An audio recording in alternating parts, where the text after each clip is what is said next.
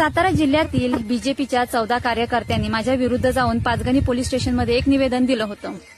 थोडक्यात या कार्यकर्त्यांचं असं मत आहे की ही जे व्हिडिओ बनवते हे व्हिडिओ बंद झाले पाहिजे, हिचा आवाज बंद झाला पाहिजे, हिला पोलिसांनी अटक केली पाहिजे, हिच्यावरती कारवाई झाली पाहिजे, असं यांचं ठाम मत होतं.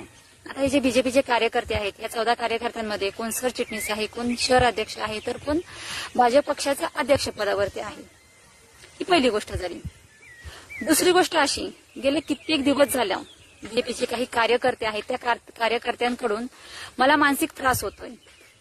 थोडक्यात काय, तर हे जे बीजेपीचे कार्यकर्ते आहेत या कार्यकर्त्यांना मी जे व्हिडिओ बनवते, समाजामध्ये ज्या घडणाऱ्या घडामोडी आहेत त्या अगदी खऱ्या मांडते, या गोष्टीचा त्यांना खूप त्रास होतोय म्हणजे काय, तर त्यांच्या बुडाला पूर्ण आगच लागते. मग आता आग लागते मग आता माझा आवाज यांना बंद करायचा आहे. मग आता हा आवाज बंद करायची त्यांच्यामध्ये तर हिंमत नाहीये, समोर येऊन बोलण्याची तर ताकदच नाहीये. मग आता ही काय करतायत काही कार्यकर्ते बीजेपीचे,